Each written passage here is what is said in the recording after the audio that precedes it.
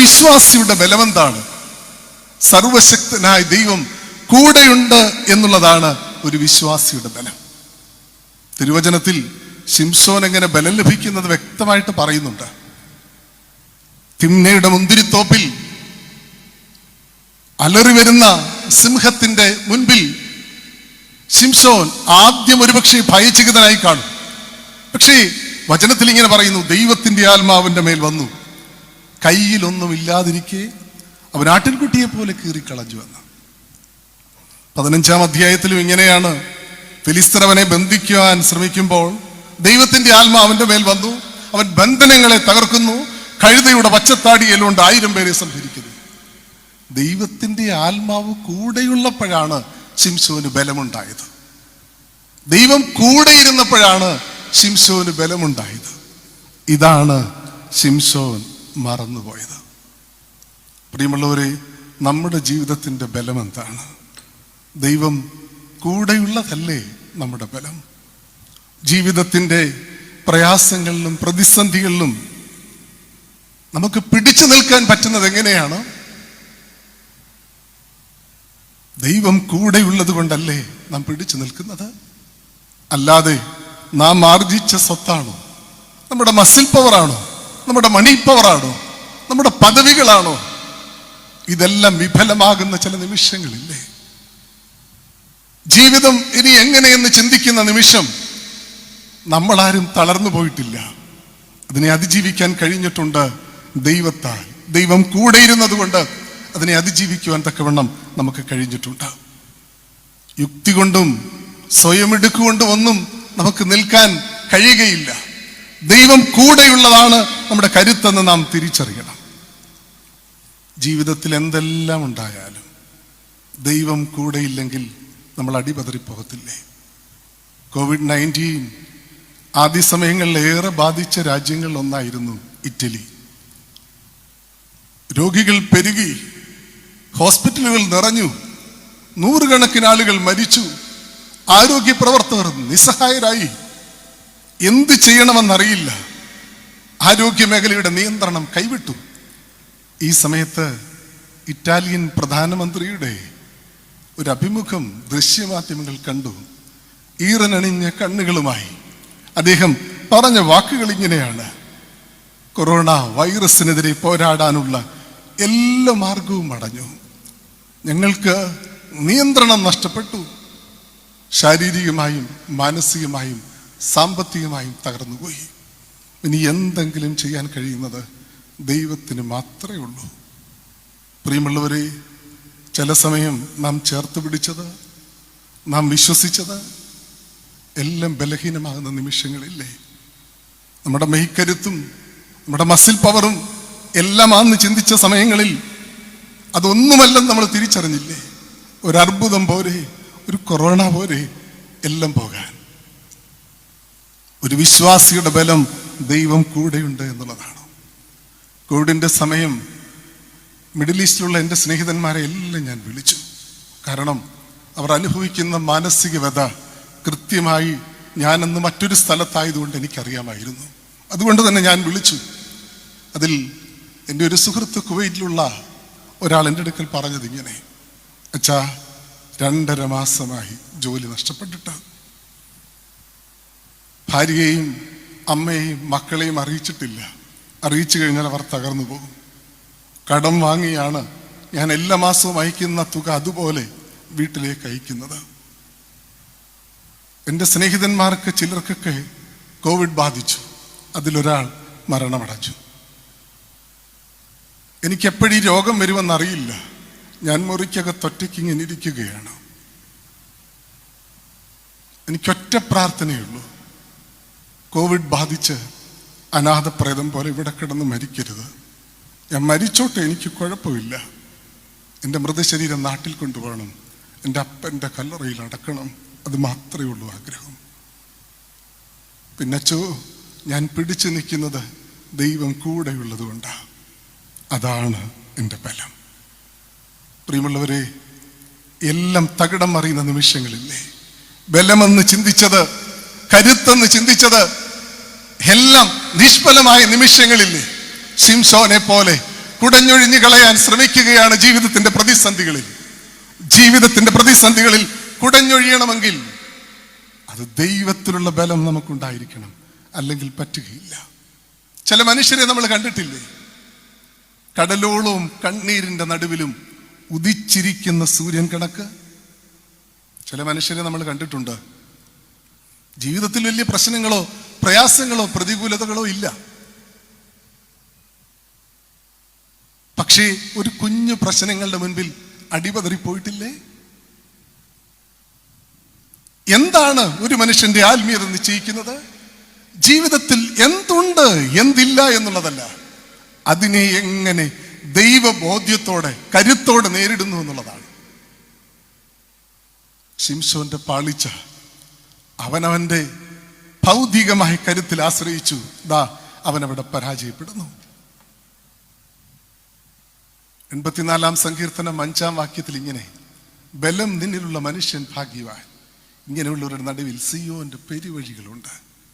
ദൈവത്തിൽ ബലമാർജിച്ചാൽ ഇടുങ്ങിയ വഴികളും അടഞ്ഞ വഴികളും എല്ലാം മാറും.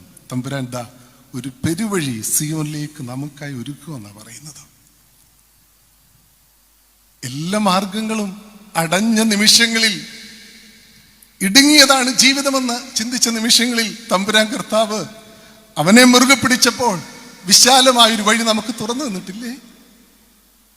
കണ്ണുനീർ താഴ്വര ഉണ്ടാകും ദൈവത്തിൽ ബലമുണ്ടെങ്കിലും, പക്ഷേ അതിനെ കുളിർമയുടെ അനുഭവമാക്കി മാറ്റും, ജലാശയമാക്കി മാറ്റും, ആനന്ദത്തിന്റെ അനുഭവമാക്കി മാറ്റും. കണ്ണുനീർ താഴ്വര മാറുമെന്നല്ല, അതിനെ അത് ദൈവം കുളിർമയുടെ അനുഭവമാക്കി മാറ്റും, ദൈവത്തെ മുറുകെ പിടിച്ചാൽ. അതാ ഞാൻ മുൻപ് പറഞ്ഞത്, ജീവിതത്തിൽ ചില മനുഷ്യരെ നമ്മൾ കണ്ടിട്ടുണ്ട്, പ്രശ്നങ്ങളുടെയും പ്രതികൂലതകളുടെയും നടുവിൽ അചഞ്ചലമായി ദൈവഭക്തിയോട് അടിപതറാത്ത വിശ്വാസത്തോട് മുന്നേറുന്ന ചില മനുഷ്യർ. ഒരു മനുഷ്യന്റെ ആത്മീയത നിശ്ചയിക്കുന്നത് ദൈവത്തിൽ നമ്മൾ ബലമാർജിക്കുമ്പോഴാണ്. ഒരാളുടെ ബലം എന്താണ്? അത് അചഞ്ചലമായ ദൈവവിശ്വാസമാണ്. എനിക്ക് തോന്നുന്നു അതിന്റെ കൃത്യമായ നിർവചനം ഹബക്കൂക്ക് പ്രവചനം 3:17 പറയുന്നുണ്ട്. എന്താണ് നമ്മളൊക്കെ എബ്രായ ലേഖനമാ എന്നാ ചിന്തിക്കുന്നത്, വിശ്വാസത്തിന്റെ അടിസ്ഥാനം, വിശ്വാസത്തിന്റെ നിർവചനം എന്നൊക്കെ. ഹബക്കൂക്ക് പ്രവചനം 3:17, അത്തിവർഷം തളിർക്കയില്ല, മുന്തിരിവള്ളിയിൽ അനുഭവം ഉണ്ടാകുകയില്ല, ഒലിവുമരത്തിന്റെ പ്രയത്നം നിഷ്ഫലമായി പോകും, ഗോശാലകൾ കന്നുകാലികൾ ഉണ്ടാകുകയില്ല, ആട്ടിൻകൂട്ടം തൊഴുത്തിൽ നശിച്ചു പോകും, എങ്കിലും എങ്കിലും എങ്കിലും ഞാൻ യഹോവയിൽ ആനന്ദിക്കും. ഇതാണ് ഒരു മനുഷ്യന്റെ ബലം. പ്രിയമുള്ളവരെ, എന്തെല്ലാം നഷ്ടപ്പെട്ടാലും ഇത് നമ്മുടെ ജീവിതത്തിൽ നഷ്ടപ്പെടുവാനിടയാകരുത്. ശിംശോന്റെ പാളിച്ച ദൈവം കൂടെയുള്ളതാണ് ബലമെന്നുള്ളത് അവൻ മറന്നു പോവുകയാണ്. ഡോക്ടർ റാൻഡെ കാർലി യൂണിവേഴ്സിറ്റിയുടെ ഡീനാണ്. അദ്ദേഹത്തിന് അപ്രതീക്ഷിതമായിട്ട് പാൻക്രിയാസിന് ക്യാൻസർ വന്നു. നല്ല അതിവേദനയാണ്, ശരീരം നന്നേ ക്ഷീണിച്ചു.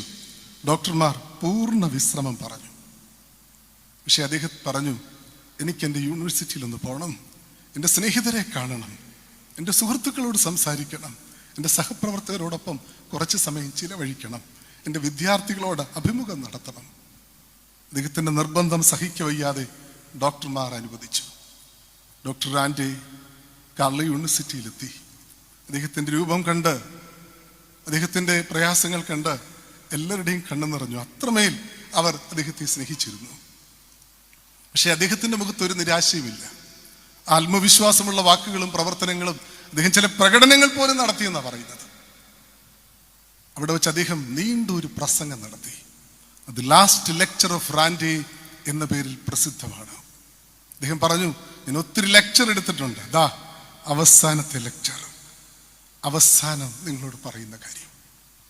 നീണ്ട പ്രസംഗത്തിന്റെ ഒടുവിൽ ഡോക്ടർ റാൻഡെ പറഞ്ഞത് ഇങ്ങനെ, പ്രിയമുള്ളവരെ, അവസാനമായിട്ട് എനിക്ക് നിങ്ങളോട് പറയാൻ ഒരേ ഒരു കാര്യം, നമ്മുടെ ജീവിതം ഒരു ചീട്ടുകളി പോലെ, കയ്യിൽ വരുന്നത് ഏതെന്ന് പറയാൻ പറ്റില്ല, പക്ഷേ ഏതിറക്കി കളിക്കണമെന്ന് തീരുമാനിക്കേണ്ടത് നാം ആണ്.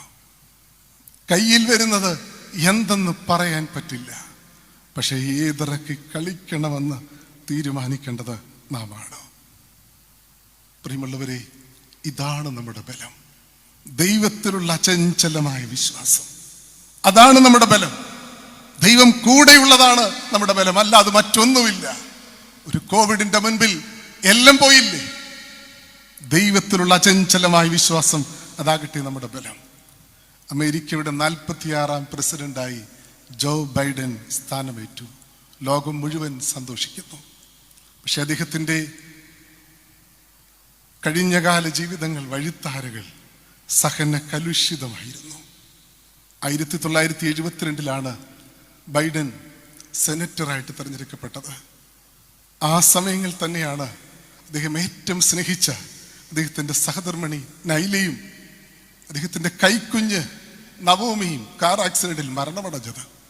2 ആൺമക്കൾ ബോയും ഹണ്ടറും, അവർ രണ്ടുപേരും ഗുരുതരമായ പരിക്കേറ്റ് ഹോസ്പിറ്റലിലായി.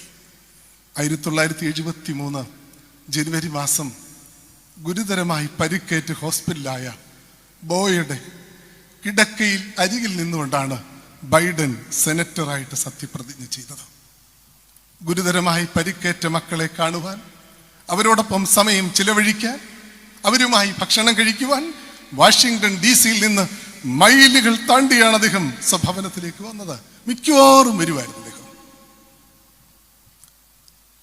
ഗുരുതരമായി പരിക്കേറ്റ് അപകടത്തിൽ നിന്ന് രക്ഷപ്പെട്ട ബോ എന്ന മകൻ 2015 ബ്രെയിൻ ട്യൂമർ ബാധിച്ച് മരണമടഞ്ഞു. ബൈഡനെ ഒത്തിരി തളർത്തിക്കളഞ്ഞതാണത്. മകന്റെ ചികിത്സയ്ക്കായിട്ട് അദ്ദേഹം നന്നേ കഷ്ടപ്പെട്ടു. ഒരു വേള തൻ്റെ വീട് പോലും നഷ്ടപ്പെടുന്ന ഘട്ടത്തിലെത്തി. ഇലക്ഷൻ പ്രചരണ വേളയിൽ ബ്രെയിൻ ട്യൂമർ ബാധിച്ച തൻ്റെ മകനെ, അതിവേദന അനുഭവിച്ച തൻ്റെ മകനെ അനുസ്മരിച്ചുകൊണ്ട് ബൈഡൻ പറഞ്ഞതിങ്ങനെ: എൻ്റെ മകൻ എൻ്റെ മുൻപിൽ ഒരു ഉപാധി വെച്ചു. അപ്പാ, എൻ്റെ മരണശേഷം അപ്പൻ വിശ്രമ ജീവിതത്തിലേക്ക് പോകരുത്. അപ്പൻ പൊതുരംഗത്ത് തന്നെ സജീവമായിരിക്കണം. അതാ എൻ്റെ ആഗ്രഹം. ബൈഡൻ പറയുകയാണ്, പൊതുജീവിതത്തിൽ തുടരാൻ പ്രേരണ തന്നത് എൻ്റെ മകൻ്റെ വാക്കാണ്. അതിവേദന അനുഭവിച്ച് മരണക്കിടക്കയിൽ കിടന്ന മകനെ കണ്ണുനീരോടെ ഓർത്തുകൊണ്ട് ബൈഡൻ അവസാനം പറഞ്ഞ വാക്കുകൾ ഇങ്ങനെയാണ്: ജീവിതത്തിൻ്റെ ഇരുണ്ട ഇടങ്ങളിലാണ് വിശ്വാസം നമ്മെ സംരക്ഷിക്കുന്നത്. ഇരുണ്ട ഇടങ്ങളിലാണ് ദൈവം നമുക്ക് ബലം നൽകുന്നത്. പ്രിയമുള്ളവരെ, നാം ഓരോരുത്തരുടെയും നമ്മുടെ ജീവിതത്തിലേക്ക് ഒന്ന് തിരിഞ്ഞു നോക്കിയേ. ജീവിതത്തിൻ്റെ സന്തോഷങ്ങളുടെ സമൃദ്ധിയിലാണോ, അനുഗ്രഹങ്ങളുടെ നിമിഷങ്ങളിലാണോ നാം ദൈവത്തെ കണ്ടത്? ദൈവസന്നിധിയിൽ നമുക്ക് ബലം പ്രാപിക്കാൻ കഴിഞ്ഞത്? ജീവിതത്തിൻ്റെ ശോധനകളിലും വേദനകളിലും ഒക്കെയാണ്, അവ്യക്തതകളിലും ആശങ്കകളിലുമൊക്കെയാണ്. നമ്മുടെ ജീവിതത്തിൻ്റെ ബലം ദൈവമാണെന്നുള്ള തിരിച്ചറിവ് നമുക്ക് ഓരോരുത്തർക്കും ഉണ്ടാകട്ടെ. ശിംശോന്റെ ബലഹീനത എന്താണ്? ദൈവം കൂടെയുള്ളതാണ് ബലമെന്നുള്ളത് ശിംശോൻ മറന്നുപോയി. അതാണ് ശിംശോന്റെ ബലഹീനത, ശിംശോന്റെ പാളിച്ച. കർത്താവിൽ സന്തോഷം അവനൻ ബലം, പാരിതിൽ പാർക്കുന്നു അവനൻ ബലം, അവനെന്റെ സങ്കേതം വിശ്രമം നാൾ തോറും, അവനെന്റെ സർവവുമേ, അവനെന്റെ സങ്കേതം വിശ്രമം നാൾ തോറും സർവവുമേ.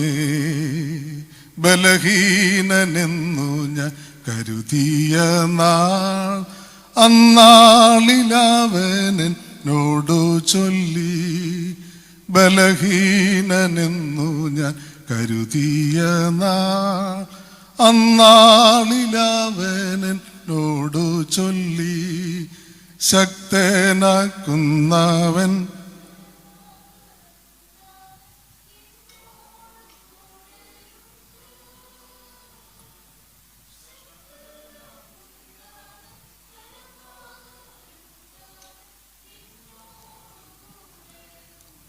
നമ്മുടെ ബലം ദൈവമാകട്ടെ. പ്രതിസന്ധികളിൽ അടിപതറാതെ കരുത്തോടെ ജീവിപ്പാൻ തക്കവണ്ണം ദൈവം നമ്മോട് കൂടെ ഇരിക്കട്ടെ. ദൈവം നമ്മെ അനുഗ്രഹിക്കട്ടെ. 2, ശിംശോന്റെ പാളിച്ച. വൃദ്ധമാണ് ബലമെന്നുള്ളത് ശിംശോൻ മറന്നുപോയി. മനോഹയുടെ ഭാര്യയുടെ അടുക്കൽ ദൈവത്തിന്റെ ദൂതൻ വന്നിട്ട് പറയുകയാണ്, നീ ഒരു മകനെ പ്രസവിക്കും, അവൻ ദൈവസന്നിധിയിൽ നാസീറായിരിക്കും. നാസീർ വ്രതമായിരുന്നു ശിംശോന്റെ ബലം. ഇതാണ് അവൻ മറന്നുപോയത്. നാസീർ വ്രതം എന്തെന്ന് കൃത്യമായി സംഖ്യാപുസ്തകം 6-ാം അധ്യായത്തിൽ ഓർമ്മപ്പെടുത്തുന്നുണ്ട്. 1, വീഞ്ഞോ മദ്യമോ കുടിക്കരുത്. മുന്തിരിപ്പഴം പഴുത്തതാകട്ടെ ഉണങ്ങിയതാകട്ടെ അത് കഴിക്കരുത്. അതുകൊണ്ട് നാസീർ വ്രതം എടുത്തവർ മുന്തിരിത്തോട്ടങ്ങളിൽ പോകാറില്ല. അറിയാതെങ്ങാനും ഒരു പഴം കഴിച്ചാൽ വ്രതം മുടക്കപ്പെടും. എന്നാൽ ശിംശോന്റെ ചരിത്രം ഒന്ന് നോക്കണം. തിമ്നയുടെ മുന്തിരിത്തോട്ടത്തിലാണ് അയാൾ പലപ്പോഴും. 2, മൃതശരീരത്തിൽ തൊടരുത്. 3, തലമുടി ക്ഷൗരം ചെയ്യരുത്. ഇതാണ് നാസീർ വ്രതത്തിന്റെ കണ്ടീഷൻ. ഇതനുസരിച്ചാണ് ശിംശോൻ മുന്നോട്ട് ജീവിച്ചത്. ഇടയ്ക്ക് ഈ വ്രതം അയാൾ മറന്നുപോയി. ഇതാണ് നാസീർ വ്രതം, നസറേറ്റ് വാവ്. ഈ നസറേറ്റ് എന്ന വാക്കിന്റെ അർത്ഥം എന്താ? The word Nazarite means to be separated, to be sanctified എന്നാണ്. കുറച്ചുകൂടെ വിശാലമായ അർത്ഥത്തിൽ പറയുകയാണെങ്കിൽ consecrated and dedicated four divine purpose. അങ്ങനെയെങ്കിൽ ശിംശോന്റെ വ്രതം എന്താണ്? ദൈവത്തിനായി ശുദ്ധീകരിക്കപ്പെട്ട, വേർതിരിക്കപ്പെട്ട, പ്രതിഷ്ഠിക്കപ്പെട്ട ഒരു ജീവിതം, ഒരു ധാർമ്മിക ജീവിതം, വിശുദ്ധ ജീവിതം. ഇതാണ് ശിംശോന്റെ ബലം. പ്രിയമുള്ളവരെ, ഒരു വിശ്വാസിയുടെ ബലം എന്താണ്? ദൈവം ഏൽപ്പിച്ചതനുസരിച്ച് വിശുദ്ധിയോട്, വിശ്വസ്തയോട്, ധാർമ്മിക ബോധ്യത്തോട് ജീവിക്കുന്നതാണ് ഒരാളുടെ ബലം. തിരുവചനം നമ്മൾ പരിശോധിക്കുമ്പോൾ നമുക്ക് കാണാൻ പറ്റും, വ്രതത്തിന്റെ ബോധ്യം അനുസരിച്ച് ജീവിച്ചപ്പോൾ ശിംശോനെ ദൈവം ബലപ്പെടുത്തുന്നുണ്ട്. 13-ാം അധ്യായം അതിൻ്റെ അവസാന ഭാഗത്ത് ഇങ്ങനെയാണ്: മഹേന ദാനിൽ വെച്ച് ദൈവത്തിന്റെ ആത്മാവ് ശിംശോനെ ഉദ്യമിപ്പിച്ചു തുടങ്ങിയെന്നാണ് പറയുന്നത്. വ്രതത്തിന്റെ ബോധ്യം അനുസരിച്ച് ജീവിച്ചപ്പോഴാണ്, ശക്തീകരിച്ച് പ്രവർത്തന സജ്ജമാക്കി. വ്രതം മുറിച്ചപ്പോഴോ 16-ാം അധ്യായത്തിന്റെ 19-ാം വാക്യത്തിൽ ഇങ്ങനെയാണ്: ദലീല അവന്റെ വ്രതം മുറിച്ച് മാറ്റുന്നു. അവിടെ ഇങ്ങനെയാ പറയുന്നത്, ദലീല അവനെ ഒതുക്കി തുടങ്ങി. വ്രതം അനുസരിച്ച് ജീവിച്ചപ്പോൾ ദൈവം അവനെ ശക്തീകരിച്ചു. വ്രതം മുറിക്കപ്പെട്ടപ്പോൾ ദലീല അവനെ ഒതുക്കി തുടങ്ങി. അതിന്റെ അർത്ഥം എന്താ? വ്രതം അനുസരിച്ച് ജീവിച്ചപ്പോൾ അവൻ ശക്തനായി, വ്രതം മുറിക്കപ്പെട്ടപ്പോൾ അവൻ ബലഹീനനായി. അല്പം കൂടി വിശാലമായിട്ട് പറഞ്ഞാൽ, വ്രതം അനുസരിച്ച് ജീവിക്കുക എന്ന് പറയുന്നത് ആത്മാവിന് അനുസരിച്ച് ജീവിക്കുക എന്നർത്ഥം. വ്രതം മുറിക്കപ്പെടുക എന്ന് പറഞ്ഞു കഴിഞ്ഞാൽ ജഡത്താൽ നിയന്ത്രിക്കപ്പെട്ട് ജീവിക്കുക എന്നർത്ഥം. ശിംശോനെ വിളിച്ചത് ആത്മാവിനാൽ നിയന്ത്രിക്കപ്പെട്ട ഒരു വ്രതമുള്ള ജീവിതം നയിക്കാനാണ്. ശിംശോൻ ജഡത്തിനനുസരിച്ച് ജീവിച്ച് ബലഹീനനാകുന്നു. ശിംശോന്റെ വ്രതം പൂർണ്ണമായി മാറ്റപ്പെട്ടത് ദലീലയുടെ മടിയിൽ കിടന്നുറങ്ങിയ സമയത്താണെങ്കിൽ പോലും 14-ാം അധ്യായം തുടങ്ങുന്നത് മുതൽ ശിംശോന്റെ വ്രതത്തിന്റെ അനുഭവത്തിൽ നിന്ന് ശിംശോൻ പടിപടിയായി പിന്മാറ്റത്തിലേക്ക് പോകുന്നതാണ് കാണുന്നത്. അവന്റെ ദൈവവിളിയിൽ നിന്ന് അവൻ പുറകോട്ട് പോകുന്ന ഒരു മൂല്യച്യുതി സംഭവിക്കുന്നു. 14-ാം അധ്യായം നാം വായിക്കുമ്പോൾ അത് ഇങ്ങനെയാണ് കാണുന്നത്: ശിംശോന് തിമ്നയിൽ ചെന്നു. അവിടെ ഒരു ഫെലിസ്ത്യ കന്യകയെ ഇഷ്ടപ്പെട്ടു. മാതാപിതാക്കളുടെ അടുക്കൽ വന്നിട്ട് പറഞ്ഞു, അവളെ എനിക്ക് വേണം. അവർ പറയുന്നു, നമ്മുടെ കൂട്ടത്തിൽ കന്യകമാരില്ലേ, അഗ്രചർമ്മികളുടെ മകളെ എന്തിനാ നിനക്ക്? ശിംശോൻ പറഞ്ഞു, എനിക്ക് അവളെ ബോധിച്ചിരിക്കുന്നു. മാതാപിതാക്കൾക്ക് വിരുദ്ധമായി തനിക്ക് ബോധിച്ചതുപോലെ ജീവിക്കാൻ തുടങ്ങുമ്പോഴാണ് വ്രതത്തിന്റെ പിന്മാറ്റം തുടങ്ങുന്നത്. വീണ്ടും നാം കാണുന്നുണ്ട്, ശിംശോൻ കൊന്നൊടുക്കിയ ഒരു സിംഹം. ശിംശോൻ തിരികെ വരുമ്പോൾ അതിന്റെ മൃതശരീരത്തിൽ തേനും തേനീച്ചക്കൂടും ഇരിക്കുന്നത് കണ്ടു. ശിംശോൻ അതെടുക്കുന്നു, ഭക്ഷിക്കുന്നു, പേരൻസിന് കൊടുക്കുന്നു. മൃതശരീരത്തെ തുടരുത് എന്നുള്ളത് നാസീർ വ്രത നിയമം, അതും അയാൾ ലംഘിക്കുന്നു. തിമ്നയിൽ ഈ കന്യകയുടെ വീട്ടിൽ ശിംശോൻ ഒരു വിരുന്ന് ഒരുക്കുന്നു. യൗവനക്കാർ അക്കാലത്ത് അതങ്ങനെ ഒരുക്കുന്നു എന്ന് വചനത്തിൽ പറയുന്നുണ്ട്. അതെന്താണെന്നറിയാമോ? ഒരു പ്രീ വെഡിങ് സെലിബ്രേഷനാണ്. വേദപണ്ഡിതന്മാർ പറയുന്നത് അക്കാലത്ത് ഒരാഴ്ചയോളം ഈ പ്രീ വെഡിങ് സെലിബ്രേഷൻ നടക്കും. അതിൻ്റെ പ്രധാന അവിടെ നൽകുന്നത് മദ്യമാണ്. അങ്ങനെയെങ്കിൽ ശിംശോൻ ഒരു പ്രീ വെഡിങ് നടത്തുകയാണ്, ഒരു മദ്യസൽക്കാരം നടത്തുകയാണ്. വീഞ്ഞോ മദ്യമോ ഉപയോഗിക്കുക എന്നുള്ളത് ദൈവനിശ്ചയമാണ്. അതും അയാൾ കളഞ്ഞു കുളിക്കുന്നു. പിന്നീട് അവരുമായി ഒരു പന്തയം വെക്കുക, ഒരു ചൂതാട്ടം ഒരു കടങ്കഥ നടത്തുകയാണ്. എന്നിട്ടൊരു പന്തയം വെക്കുകയാണ്. കൗശലത്തിൽ കടങ്കഥ പറഞ്ഞ് പരാജയപ്പെടുത്തി എങ്ങനെയും പണം കൈക്കലാക്കുക അക്കാലത്തെ ഒരു രീതിയായിരുന്നു. ഇക്കാലത്തെ ചൂതാട്ടം പോലെ അയാൾ അതും ചെയ്യുന്നു. 15-ാം അധ്യായത്തിൽ അയാൾക്ക് ഒരു ഫിലിസ്തീയ സ്ത്രീ ഭാര്യയായിട്ടുണ്ട്. ഒരു വേശ്യയുടെ അടുക്കൽ പോകുന്നു, ഗസ്സയിലെ വേശ്യയുടെ അടുക്കൽ. തീരുന്നില്ല, വീണ്ടും ദലീല എന്ന മാദക സുന്ദരിയുടെ പ്രലോഭനം അനുസരിച്ച് അയാൾ ജീവിക്കുന്നു. എന്താ അയാൾക്ക് പറ്റിയത്? വ്രതമനുസരിച്ച് ജീവിച്ചപ്പോൾ ആത്മാവ് അയാളെ ശക്തീകരിച്ചു തുടങ്ങിയതാണ്. പക്ഷെ പതുക്കെ പതുക്കെ അയാൾ പിന്മാറ്റത്തിലേക്ക് പോകുന്നു. ഡിമിനിഷിങ് ഫിയർ ഓഫ് ഗോഡ് എന്ന് പറയും. ദൈവഭയം കുറഞ്ഞു വരുന്നു. പ്രിയമുള്ളവരെ, നമ്മളൊക്കെ ഏറെ ശ്രദ്ധിക്കേണ്ടതായി കാര്യം, നമ്മളെയൊക്കെ ദൈവം ഏൽപ്പിച്ചിരിക്കുന്ന സ്ഥാനത്ത് വിശുദ്ധിയോടും വിശ്വസ്തയോടും ഒക്കെ ജീവിക്കുന്നവരാണ് നമ്മൾ. ആദ്യ സമയങ്ങളിലൊക്കെ കുറച്ച് കഴിയുമ്പോൾ ദൈവഭയം കുറഞ്ഞു വരും. അത് വലിയ അപകടമാണ്. ശിംശോൻ ഒരു നിമിഷം കൊണ്ടല്ല ബലഹീനനായത്. ജീവിതത്തിലെ ഓരോരോ ഘട്ടങ്ങളിലും അയാൾക്കൊരു പിന്മാറ്റം സംഭവിച്ചു. തമ്പുരാൻ ഏൽപ്പിച്ചിരിക്കുന്ന വ്രതമനുസരിച്ച്, നിയോഗമനുസരിച്ച് ജീവിക്കാൻ നമുക്ക് കഴിയുന്നുണ്ടോ? അതോ പിന്മാറ്റത്തിന്റെ അനുഭവത്തിലേക്ക് നാം പോകുന്നുണ്ടോ? ഇവിടെ ഏറ്റവും രസകരമായൊരു കാര്യമുണ്ട്. ദലീല അയാളെ ചതിക്കുന്നത് പോലും അയാൾ മനസ്സിലാക്കുന്നില്ല. പിന്മാറ്റത്തിലേക്ക് പോയി കഴിഞ്ഞാൽ, വിളി മറന്നു തുടങ്ങിയാൽ സുബോധം പോലും നഷ്ടപ്പെടും. നിങ്ങൾ ആലോചിച്ച് നോക്കണം. ഞാൻ മുമ്പ് പറഞ്ഞു, 3 പ്രാവശ്യം ദലീല അയാളെ ബന്ധിക്കുക തകർക്കാൻ വേണ്ടി. ശിംശോൻ അതിനെ മുഴുവൻ തകർത്തെറിയുന്നു. വീണ്ടും ദലീല അയാളെ അസഹ്യപ്പെടുത്തിയിട്ട് ശക്തിയുടെ രഹസ്യം ചോദിക്കുക. എന്നിട്ടും ഇത് ദലീല ചതിക്കുന്നു എന്നുള്ളത് അയാൾക്ക് മനസ്സിലാകുന്നില്ല. അതാ ഏറ്റവും വിഷമം തോന്നുന്നത്. എന്താ കാര്യം എന്നറിയാമോ? ചിലത് തലയ്ക്ക് പിടിച്ചാൽ സുബോധം നഷ്ടപ്പെടും. അത് പ്രണയമാകട്ടെ, കാമമാകട്ടെ, മദ്യമാകട്ടെ, എന്തിന്, പണമാകട്ടെ, പദവിയാകട്ടെ, ചിലത് തലയ്ക്ക് പിടിച്ചാൽ സുബോധം നഷ്ടപ്പെടും. പ്രണയവും കാമവും ഒക്കെ തലയ്ക്ക് പിടിച്ച്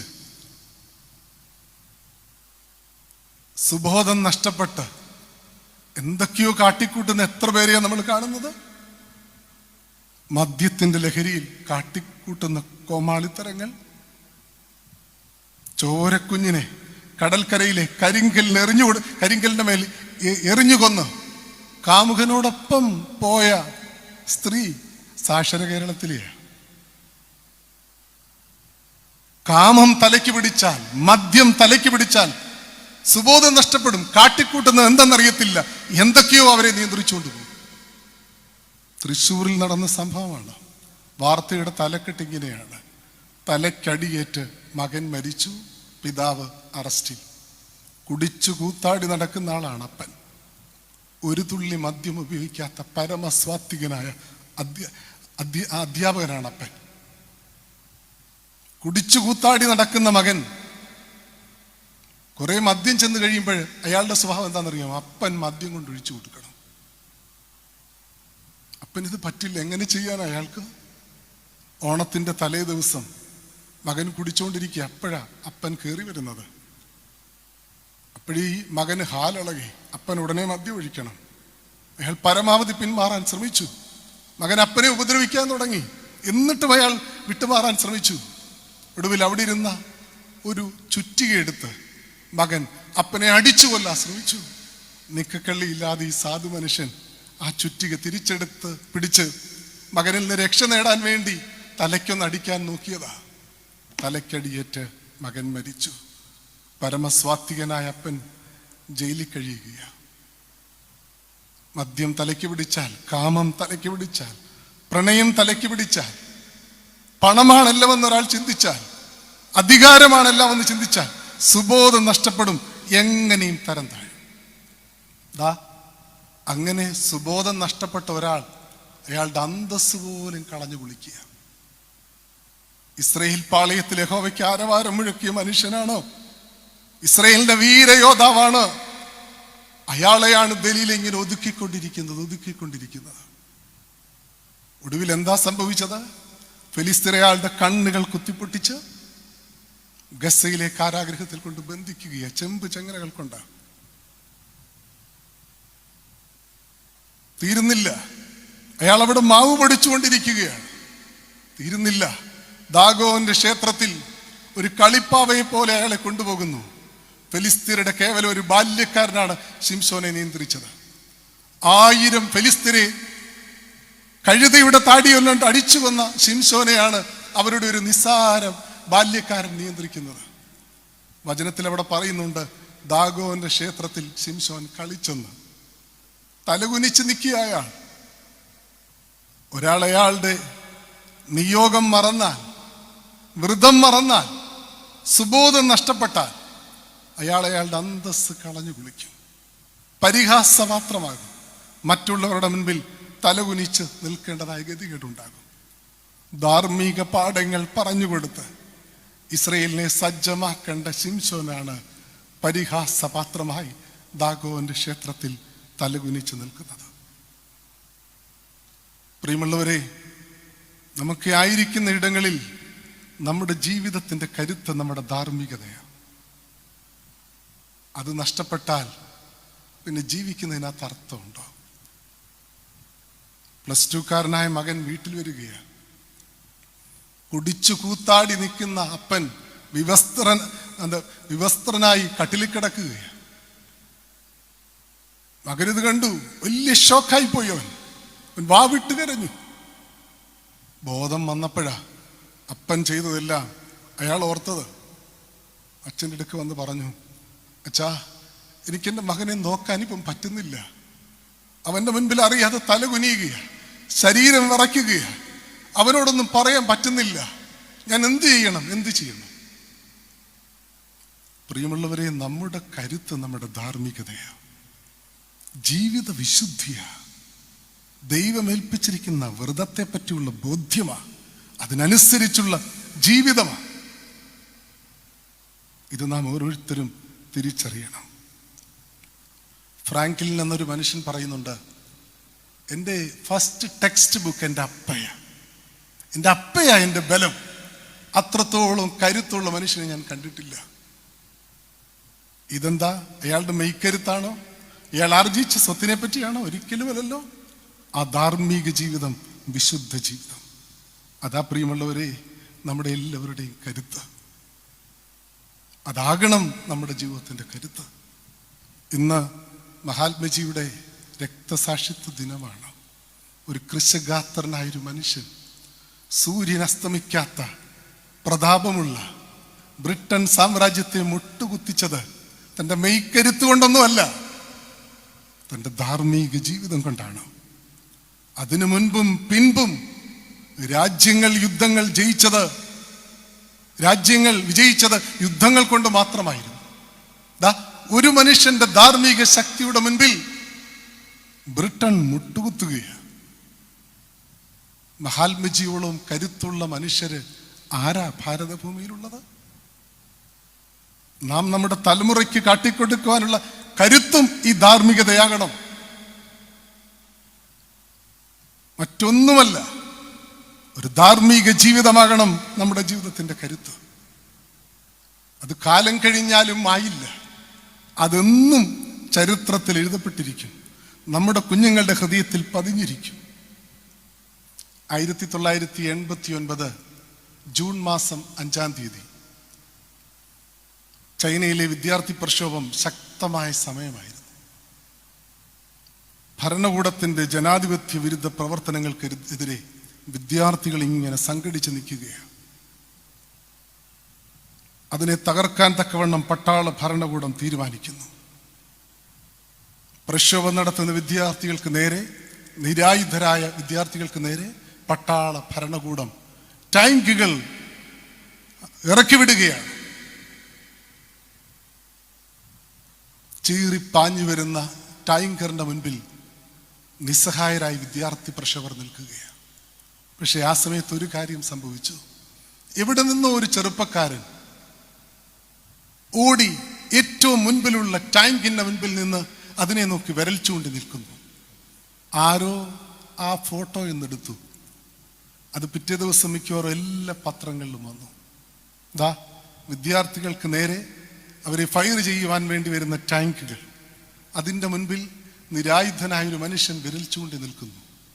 അതിൻ്റെ അടിക്കുറിപ്പ് ഇങ്ങനെയായിരുന്നു: ദ പവർ ഓഫ് വൺ, ഒരാളുടെ കരുത്ത്. ലോകത്തിൽ മുഴുവൻ നടമാടുന്ന അടിച്ചമർത്തലിനെതിരെയുള്ള ശബ്ദത്തിന്റെ പ്രതീകമായി ആ ചിത്രം മാറി. എന്തൊരു കരുത്താ മനുഷ്യന്!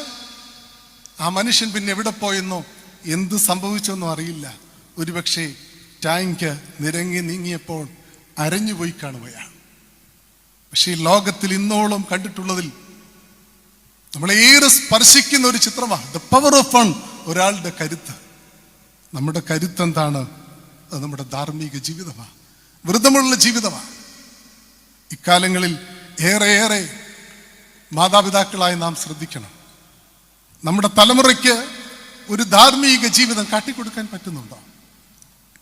നാം ചൊല്ലിക്കൊടുക്കുന്നതല്ല, നാം കാണിച്ചു കൊടുക്കുന്നതാണ്. നമ്മുടെ ധാർമ്മിക ജീവിതമാണ് കുഞ്ഞുങ്ങളെ സ്വാധീനിക്കുന്നത്. മദ്യപിക്കുന്ന പുരുഷന്മാരുണ്ടെങ്കിൽ, വിഹിതമല്ലാതെ ജീവിക്കുന്ന മാതാപിതാക്കളുണ്ടെങ്കിൽ, നിങ്ങൾക്ക് എന്താ നിങ്ങളുടെ കുഞ്ഞുങ്ങൾക്ക് കൊടുക്കാൻ പറ്റുന്നത്? നിങ്ങളെ നോക്കുമ്പോൾ അവരുടെ ജീവിതത്തെ ക്രമപ്പെടുത്താൻ എന്തെങ്കിലും അവർക്കുണ്ടോ? വഴിവിട്ട ജീവിതം നയിക്കുമ്പോൾ അതിനനുസരിച്ച് നമ്മുടെ കുഞ്ഞുങ്ങളും ആ രീതിയിൽ മാറുമെന്നുള്ള തിരിച്ചറിവ് നമുക്കുണ്ടാകുന്നു. നമ്മുടെ ചുവടൊന്ന് പിഴച്ചാൽ 70 പിഴയ്ക്കും നമ്മുടെ തലമുറയുടേത്. ഒരു ധാർമ്മിക വിശുദ്ധ ജീവിതം കാട്ടിക്കൊടുക്കുവാൻ നമുക്ക് കഴിയുന്നുണ്ടോ? ഒരു നാസീർവ്രതം നമുക്കെല്ലാവർക്കും ഉണ്ടാകണം. ഇതൊരു ഗോഡ് കോൺഷ്യസ് ആണ്, ഇതൊരു ദൈവബോധമാണ്, ഇതൊരു മനസ്സാക്ഷിയാണ്. ഇത് മുറിക്കപ്പെട്ടാൽ ഏത് തരത്തിലും തരം താഴും. ദാമ്പത്യ ജീവിതത്തിൽ ഒരു നാസീർവ്രതമില്ലേ? നമ്മുടെ ഉത്തരവാദിത്തങ്ങളിൽ ഒരു നാസീർവ്രതമില്ലേ? നാം ഇടപെടുന്ന മേഖലകളിൽ ഒരു നാസീർവ്രതമില്ലേ? ഇത് ബ്രേക്ക് ചെയ്യപ്പെടരുത്. ഇത് പോയി കഴിഞ്ഞാൽ ബലഹീനരാകുന്നു, പരിഹാസപാത്രമാകുന്നു, അന്തസ്സ് കളഞ്ഞു വിളിക്കുന്നു, ജീവിതം അർത്ഥമില്ലാതായി മാറുന്നു. ഏറെ ഇക്കാലങ്ങളിൽ നമ്മുടെ കുടുംബങ്ങളെ പറ്റി ചിന്തിക്കണം. പറയാൻ കാരണം എന്താണെന്നറിയാമോ? ചുരുക്കം ചില കുടുംബങ്ങളിലാണെങ്കിലും പങ്കാളിക്കപ്പുറമായി ആരൊക്കെയോ കടന്നു വരുന്നു. ആരും അറിഞ്ഞില്ലെങ്കിൽ പോലും ആ ഒറ്റ കാരണം മാത്രം മതി നമ്മുടെ കുടുംബജീവിതം തകർന്ന് തരിപ്പണമാകാൻ. ദാമ്പത്യ ജീവിതത്തിനൊരു പരിശുദ്ധിയുണ്ട്, ഒരു സാങ്ക്ടിറ്റി ഉണ്ട്. ഇതിനപ്പുറമായൊരു ചിന്ത വന്നാൽ ജീവിതം പരിതാപകരമാകും. പിതാക്കന്മാർ വിവാഹത്തെ പറ്റി പറയുന്നത് ഇങ്ങനെയാണ്: marriage is arranged by the church and sealed by the holy spirit. വിവാഹം സഭ ക്രമീകരിക്കുന്നു, പരിശുദ്ധാത്മാവ് മുദ്രയിടുന്നു. അങ്ങനെയെങ്കിൽ ഈ ദാമ്പത്യ ബന്ധങ്ങൾക്കപ്പുറമായൊരു ചിന്ത മനസ്സിൽ കടന്നാൽ അത് പരിശുദ്ധാത്മാവിനെതിരെയുള്ള പാപമാണ്. പരിശുദ്ധാത്മാവിനെതിരെയുള്ള പാപം ക്ഷമിക്കപ്പെടത്തില്ലെന്നാണ് വചനം പറയുന്നത്. ഞാൻ ചിന്തിക്കുന്നു, പരിശുദ്ധാത്മാവിനെതിരെയുള്ള പാപം അഡൾട്ടറിയാണ്, വ്യഭിചാരമാണ്. ഒരു ധാർമ്മിക ജീവിതം, ഒരു നാസീർവ്രതം, അതെല്ലാ മേഖലകളിലും നാം നിലനിർത്തണം. ഇക്കാലത്ത് നമ്മുടെ ടീനേജുകാരോടും ചിലത് പറയേണ്ടിയിരിക്കുന്നു. 14-ാം അധ്യായത്തിന്റെ 3-ാം വാക്യത്തിൽ ശിംശോൻ മാതാപിതാക്കളോട് പറയുന്ന ഒരു കാര്യമുണ്ട്: ഇവളെ എനിക്ക് ബോധിച്ചിരിക്കുന്നു. മാതാപിതാക്കൾ പറയുന്നു, അത് വേണോ? ചർമ്മികളുടെ ഇടയിൽ നിന്ന് ഒരുവളെ സ്വീകരിക്കണോ? നമ്മുടെ ഇടയിൽ കന്യകയില്ലേ? ശിംശോൻ പറയുക, എനിക്ക് ബോധിച്ചത് ഞാൻ ചെയ്യുക. ഇവളെ എനിക്ക് ബോധിച്ചിരിക്കുന്നു എന്ന് പറയുക. ശിംശോന് ബോധിച്ച പോലെ ജീവിക്കാനാണോ ദൈവം അവനെ വിളിച്ചത്? ദൈവത്തിന് ഇണങ്ങിയതുപോലെ ജീവിക്കാനാണ്. ഇന്ന് നമ്മുടെ കൗമാരക്കാരുടെ ഇടയിൽ വന്നിരിക്കുന്ന ഒരു പ്രശ്നം അവർക്കിണങ്ങിയതുപോലെയും അവർക്ക് ബോധിച്ചതുപോലെയും ജീവിക്കുക എന്നുള്ളതാണ്. അങ്ങനെ ചില അപകടങ്ങളിൽ പെടുന്ന എത്രയോ പേര്. തിരുവനന്തപുരം ആറ്റുകാലിലെ ഒരു അമ്മയുടെ ആദ്യം മുഴുവനും നഷ്ടപ്പെട്ടു പോയ മകളെ പറ്റിയാണ്. രാജ്യത്തെ ഞെട്ടിച്ച ഒരു തിരോധാന കേസിലെ മുഖ്യ പരാതിക്കാരിയാണ് ബിന്ദു എന്നമ്മ.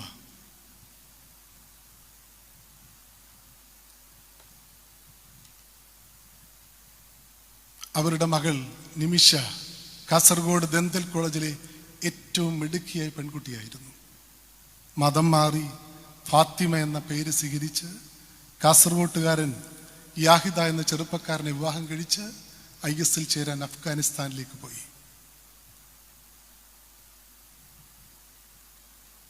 അന്നു മുതൽ അമ്മയുടെ നെഞ്ച് നീറുകയാണ്.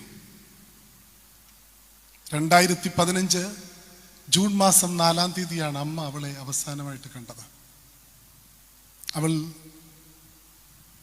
ഇവിടെ നിന്ന് മാറുന്നതിന് മുൻപ് തലേ ദിവസം വരെ എൻ്റെ മകൾ എന്താ കഴിച്ചത് എന്ന് 3 നേരവും ആ സ്ത്രീ ചോദിച്ചിരുന്നു. ആ അമ്മയെ അവൾ മറന്നുപോയി. അവളെ തട്ടിക്കൊണ്ടുപോയ യാഹിദ അഫ്ഗാനിസ്ഥാനിൽ വെച്ച് ചാവേർ ആക്രമണത്തിൽ കൊല്ലപ്പെട്ടു. മകൾക്കൊരു പെൺകുഞ്ഞ് ജനിച്ചു എന്നുള്ള അറിവാണ് അവസാനം അമ്മയ്ക്ക് കിട്ടിയത്. ഇടയ്ക്കിടയ്ക്ക് TV യിലൊക്കെ നമുക്ക് അവരെ കാണാൻ പറ്റും. അന്വേഷണ ഉദ്യോഗസ്ഥർ പറഞ്ഞിരിക്കുന്നത് ഇങ്ങനെയാണ്: IS ഭീകരർ തടവിലാക്കി അവൾ ഒന്നെങ്കിൽ ചാവേറായി കാണും, അല്ലെങ്കിൽ അവരുടെ അടിമയായി കാണും. ഒരമ്മ നെഞ്ചുപൊട്ടിയിരിക്കുകയാണ്. തനിക്കിണങ്ങിയതുപോലെ തനിക്ക് ബോധിച്ചതുപോലെ ജീവിച്ച് ജീവിതം നശിപ്പിച്ച ഒരു പെൺകുട്ടിയുടെ കഥയാണ് ഞാൻ പറഞ്ഞത്. മംഗളം ദിനപത്രത്തിൽ കുറെ നാളായിട്ടൊരു പരമ്പരയുണ്ടായിരുന്നു, കണ്ണ് കാണാത്ത പ്രണയവും കണ്ണ് കെട്ടിയ നീതിയും. അതിലെ ഓരോ സംഭവങ്ങളും നമ്മുടെ മനസ്സാക്ഷി ഞെട്ടിപ്പിക്കുന്നു. അതിനെങ്ങനെ തലക്കെട്ട് കൊടുക്കാൻ കാര്യം എന്താണെന്നറിയാമോ? നമ്മുടെ ഇടങ്ങളിൽ നിന്ന് കൗമാരക്കാരായ അനേക കുഞ്ഞുങ്ങൾ പ്രണയത്തിൻ്റെ പേരിൽ വീട് വിട്ടിറങ്ങുന്നു. കൂടുതലും ക്രിസ്ത്യാനികളായ പെൺകുട്ടികൾ പരമ്പരയിലുണ്ട്. കൃത്യമായ സർവേ. ഒരു തരത്തിലും യോജിക്കാത്തത്, സൗന്ദര്യം കൊണ്ടോ വിദ്യാഭ്യാസം കൊണ്ടോ സാമ്പത്തിക ശേഷി കൊണ്ടോ ആത്മീയത കൊണ്ടോ ഒരു തരത്തിലും യോജിക്കാത്ത ചില ബന്ധങ്ങളിലാണ് ഇവർ വിട്ടുവിടുന്നത്. ഇങ്ങനെ ചില പെൺകുട്ടികൾ വീട് വിട്ടിറങ്ങുന്നു. നെഞ്ചു പൊട്ടുന്ന മാതാപിതാക്കൾ പോലീസിൽ പരാതി കൊടുക്കുന്നു. പോലീസ് അന്വേഷിക്കുന്നു. അവനെ അവളെ എവിടെന്നെങ്കിലും പിടിച്ചുകൊണ്ടുവരുന്നു. കോടതിയിൽ ഹാജരാക്കുന്നു പോലീസ്. ഒരു സൈഡിൽ അവളും അവനും അവിടെ നിൽക്കുന്നു, അപ്പുറത്തെ സൈഡിൽ മനസ്സ് തകർന്ന മാതാപിതാക്കൾ അവിടെ നിൽക്കുന്നു. കാര്യങ്ങളെല്ലാം ഇവരോട് ചോദിക്കുന്നു. ചോദിച്ചതിന് ശേഷം അവസാനം കോടതി ഈ പെൺകുട്ടിയോടൊരു ചോദ്യം ചോദിക്കും: അപ്പനോടും അമ്മയോടും ഒപ്പം പോകുന്നോ അതോ ഇവനോടൊപ്പം പോകുന്നോ? മകൾ എന്ത് തെറ്റ് ചെയ്താലും കുഴപ്പമില്ല, എല്ലാം ഞങ്ങൾ ക്ഷമിക്കാം, അവൾ ഞങ്ങളോടൊപ്പം വന്നാൽ മതി എന്ന് വാവിട്ട് കരയുന്ന അമ്മയെ തിരിഞ്ഞുപോലും നോക്കാതെ ജനിച്ച നാൾ മുതൽ പിച്ചവച്ച കാലം മുതൽ വളർച്ചയുടെ ഓരോ ഘട്ടത്തിലും കാവലായി കരുതലായി കൂടെയിരുന്ന മാതാപിതാക്കളെ തിരിഞ്ഞുപോലും നോക്കാതെ മിക്കവാറും കേസുകളിൽ അവനോടൊപ്പം പോകുന്നു എന്ന് അവൾ പറയുമ്പോൾ കോടതി നിസ്സഹായമായി പോകും. പിന്നൊന്നും ചെയ്യാൻ പറ്റില്ല. വാവിട്ട് കരയുന്ന മാതാപിതാക്കളെ ആശ്വസിപ്പിക്കുവാൻ കോടതിക്ക് പറ്റുന്നില്ല. തലക്കെട്ടിങ്ങനെയാ: കണ്ണ് കാണാത്ത പ്രണയവും കണ്ണ് കിട്ടിയ നീതിയും. തനിക്ക് ബോധിച്ചതുപോലെ ജീവിച്ച് സ്വയം നശിപ്പിക്കുകയാണ്. തനിക്ക് ബോധിച്ചതുപോലെയല്ല, ദൈവത്തിന് ബോധിച്ചതുപോലെ, കുടുംബത്തിന് ബോധിച്ചതുപോലെ ജീവിക്കണം. ഇതിനർത്ഥം നമ്മുടെ കുട്ടികളുടെ ഒന്നും ഇഷ്ടം വേണ്ട എന്നല്ല പറയുന്നത്. ഒരു കാര്യം ഓർക്കണം, ഒരു പ്രണയത്തിന്റെ പേരിൽ, ഒരു കാമത്തിന്റെ പേരിൽ നമ്മുടെ കുഞ്ഞുങ്ങൾ മുന്നോട്ട് നീങ്ങുമ്പോൾ ഒരു പടി ഇടറിക്കഴിഞ്ഞാൽ തിരിച്ചു കയറാൻ പറ്റില്ല. കുഞ്ഞുങ്ങളേറെ ശ്രദ്ധിക്കണം. വളരെ പ്രസിദ്ധമായ ഒരു കൊട്ടേഷനുണ്ട്: choosing a mate is life changing, that it should not be based on your will but God's will, parents will. ഒരു പാർട്ട്ണറെ കണ്ടുപിടിക്കുക എന്ന് പറയുന്നത് ജീവിതം മുഴുവനുള്ളതാണ്. അത് നിങ്ങളുടെ താല്പര്യം മാത്രമാകരുത്. ദൈവത്തിൻ്റെ താല്പര്യം നോക്കണം, കുടുംബത്തിൻ്റെ താല്പര്യം നോക്കണം. നമ്മുടെ ബലമെന്താണ്? നമ്മുടെ ധാർമ്മികതയാണ്. ഒരു നസറീറ്റ് വൗ നമ്മുടെ ജീവിതത്തിൽ ഉണ്ടാകണം. ഒരു ബോർഡർ ലൈൻ, ഒരു ചരട്, അത് ബ്രേക്ക് ചെയ്ത് കഴിഞ്ഞാൽ നമ്മൾ ബലഹീനമായി പോകും. ശിംശോന്റെ പാളിച്ചയുടെ കാര്യം എന്താണ്? വൃദ്ധം ബലമെന്നുള്ളത് അവൻ മറന്നുപോയി. ഒരു കാര്യം കൂടെ ഓർമ്മിപ്പിച്ചുകൊണ്ട് എൻ്റെ വാക്കുകൾ ഉപസംഹരിക്കുവാൻ ആഗ്രഹിക്കുകയാണ്. 3, കാഴ്ചയായിരുന്നു ബലമെന്നുള്ളതും ശിംശോൻ മറന്നുപോകുന്നു.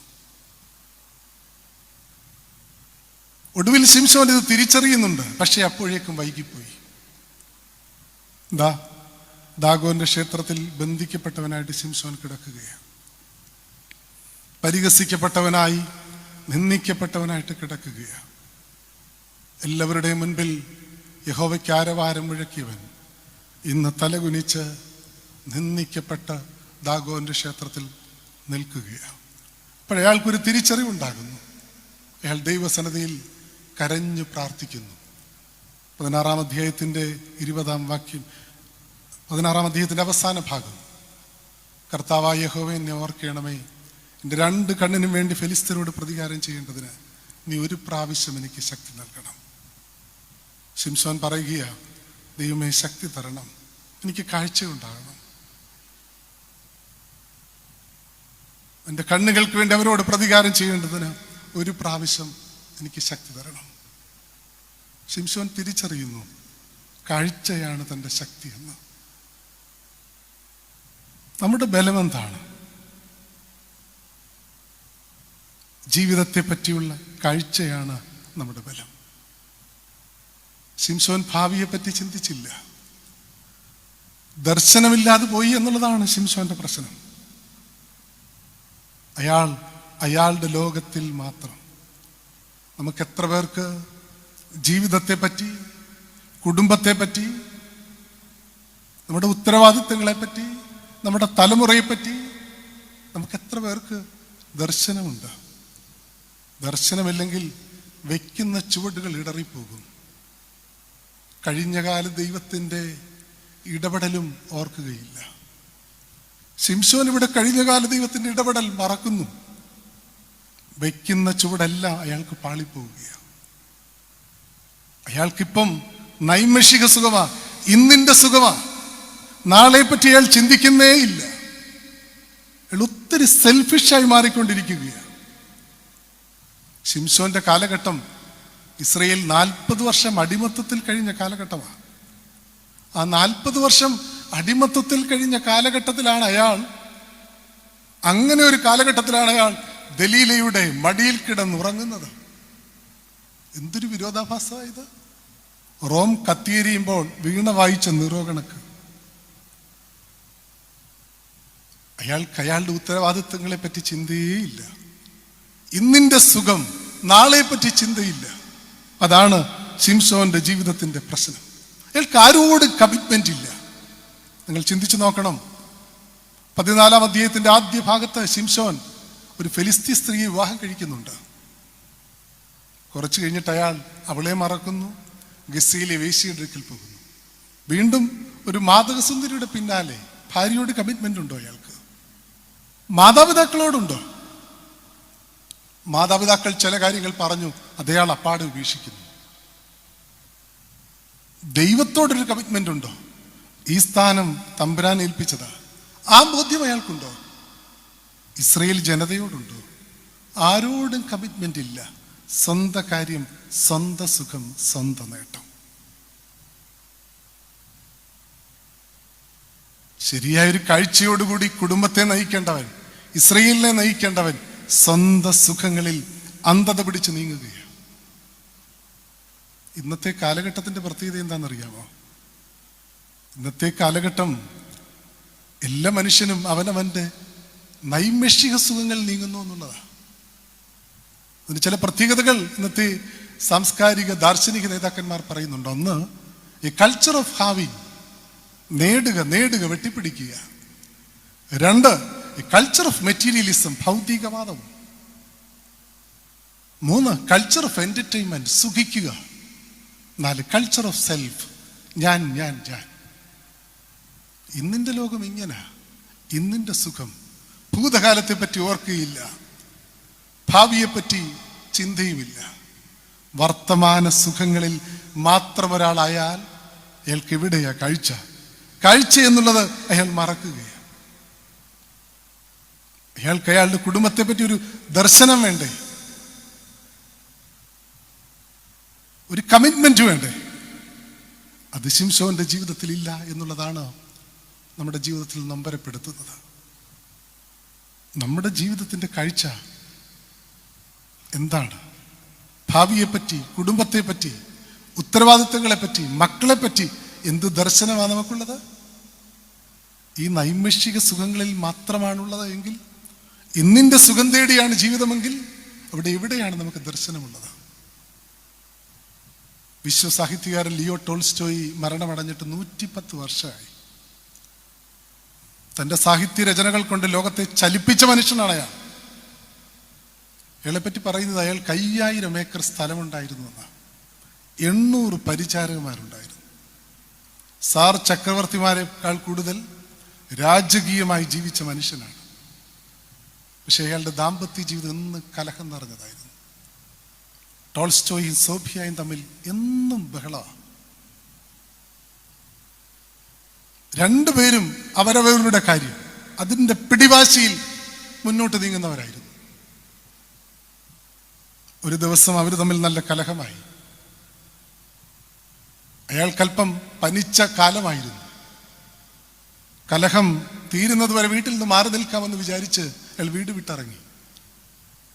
ഏതോ ഒരു ട്രെയിൻ കയറി റഷ്യയിലെ ഏതോ റെയിൽവേ സ്റ്റേഷനിൽ ചെന്നിരുന്നു. രാവിലെ മഞ്ഞു കോരാൻ വന്നവരാ കണ്ടത്. അവരുടെ പ്രിയപ്പെട്ട സാഹിത്യകാരൻ തെരുവ് തണ്ട് കണക്ക് മരിച്ചിരിക്കുന്നു. നാട്ടിൽ മുഴുവൻ മാലാഖയായിട്ട് കാര്യമല്ല. ഒരാളുടെ ഉത്തരവാദിത്തം മറന്നാൽ, കുടുംബത്തോടുള്ള, താനായിരിക്കുന്ന ഇടങ്ങളിലുള്ള കമ്മിറ്റ്മെന്റ് മറന്നു കഴിഞ്ഞാൽ അയാളുടെ ജീവിതം പരിഹാസപാത്രമാകയില്ലേ? ശിംശോന്റെ കാലഘട്ടത്തിന് ശേഷം ന്യായാധിപന്മാരുടെ പുസ്തകത്തിൽ പിന്നെ ന്യായാധിപന്മാരെ പറ്റി പറയുന്നില്ല. ആ വാക്യങ്ങളൊക്കെ വായിക്കുമ്പോൾ ചിലപ്പോൾ നമുക്ക് വിഷമമുണ്ടാകും. 17-ാം അധ്യായത്തിന്റെ 6-ാം വാക്യത്തിൽ ഇങ്ങനെയാണ്: എല്ലാവരും സ്വന്തം കാഴ്ചയിൽ ശരിയായത് ചെയ്തു. ന്യായാധിപന്മാരുടെ പുസ്തകം അവസാനിപ്പിക്കുന്നത് ഒരു ദുഃഖകരമായ പ്രസ്താവന ആവർത്തിച്ചുകൊണ്ടാണ്. 21-ാം അധ്യായം 25-ാം വാക്യം: ആ കാലത്ത് ഇസ്രയേലിൽ ഒരു രാജാവ് ഉണ്ടായിരുന്നില്ല, എല്ലാവരും സ്വന്തം കണ്ണിൽ ശരിയായത് ചെയ്തു. അതിനർത്ഥം എന്താ? അവരവർ കിണങ്ങിയതുപോലെ ജീവിച്ചു. അവർക്ക് ബോധിച്ചതുപോലെ ജീവിച്ചു. അവരവരുടെ ഈ വർത്തമാനകാല സുഖങ്ങളിൽ മാത്രം ആശ്രയിച്ച് ജീവിച്ചു. ഒന്നിനോടും കമ്മിറ്റ്മെന്റ് ഇല്ല. ശിംശോന്റെ പാളിച്ച, ബലഹീനത 3 കാര്യങ്ങളാണ്. ഒന്ന്, ദൈവം കൂടെയുള്ളതാണ് ബലമെന്നുള്ളത് ശിംശോൻ മറന്നുപോയി. മൃതമാണ് ബലമെന്നുള്ളത് ശിംശോൻ മറന്നുപോയി. കാഴ്ചയാണ് ബലമെന്നുള്ളത് ശിംശോൻ മറന്നുപോയി. ഇവിടെയാണ് ഒരു ഭക്തൻ ബലഹീനനാകുന്നത്. ദൈവം കൂടെയുള്ളതാണ് ബലമെന്ന് മനസ്സിലാക്കാത്തപ്പോൾ അയാൾ ബലഹീനനാകും. ദൈവമേൽപ്പിച്ചിരിക്കുന്ന വ്രതത്തിന്റെ അനുഭവങ്ങളിൽ, ദൈവമേൽപ്പിച്ചിരിക്കുന്ന വിശുദ്ധീകരിക്കപ്പെട്ട, പവിത്രീകരിക്കപ്പെട്ട ആ നിയോഗബോധ്യങ്ങൾ ഇല്ലാതെ പോകുമ്പോൾ അയാൾ ബലഹീനനാകും. ഭാവിയെപ്പറ്റി ദർശനമില്ലാതെ വർത്തമാനകാല സുഖങ്ങളിൽ കേന്ദ്രീകൃതമാകുമ്പോൾ അയാൾ ബലഹീനനാകും. ഇവിടെ ഈ വേദഭാഗത്തിനൊരു അനുബന്ധമുണ്ട്. ശിംശോൻ ദൈവസന്നിധിയിൽ പ്രാർത്ഥിക്കുകയാണ്, കർത്താവായ യഹോവേ, എന്നെ ഒന്നോർക്കണം. ബലം നഷ്ടപ്പെട്ട ശിംശോൻ ദൈവസന്നിധിയിൽ പ്രാർത്ഥിക്കുമ്പോൾ സർവശക്തനായ ദൈവം ശിംശോനിലേക്ക് ശക്തിയെ പ്രവഹിപ്പിച്ച് നൽകുകയാണ്. വീണ്ടും ശിംശോൻ ബലമുള്ളവനായി മാറി. ഒരു ദുരന്ത കഥാപാത്രമായിട്ടല്ല ന്യായാധിപന്മാരുടെ പുസ്തകത്തിൽ ശിംശോൻ കാണപ്പെടുന്നത്. പുതിയ നിയമം എബ്രായ ലേഖനം 12-ാം അധ്യായത്തിൽ വിശ്വാസ വീരന്മാരുടെ പട്ടികയിലേക്ക് ദൈവാത്മാവ് ശിംശോനെ കൊണ്ടെത്തിക്കുന്നു. അതാ ഞാൻ പറഞ്ഞത്, അതിനൊരു അനുബന്ധമുണ്ട്. ഒടുവിൽ ശിംശോൻ തിരിച്ചറിയുന്നു ദൈവം കൂടെയുള്ളതാണ് ബലം. ഒടുവിൽ ശിംശോൻ തിരിച്ചറിയുന്നു തൻ്റെ വിരുദ്ധമായിരുന്നു തൻ്റെ ബലമെന്ന്. ഒടുവിൽ ശിംശോൻ തിരിച്ചറിയുന്നു കാഴ്ചയായിരുന്നു തൻ്റെ ബലമെന്ന്. എൻ്റെ വാക്കുകൾ ഉപസംഹരിക്കുകയാണ്. ഒരു ഭക്തന്റെ ജീവിതത്തിലെ ബലം ദൈവം കൂടെയുള്ളതാണ്. ഒരു ഭക്തന്റെ ജീവിതത്തിലെ ബലം വൃദ്ധമുള്ള ജീവിതമാണ്. ഒരു ഭക്തന്റെ ജീവിതത്തിന്റെ ബലം ഭാവിയെപ്പറ്റി കാഴ്ചയുള്ള ജീവിതമാണ്. എൻ്റെ വാക്കുകൾ ഉപസംഹരിക്കുന്നു. ദൈവം നമ്മെ അനുഗ്രഹിക്കട്ടെ.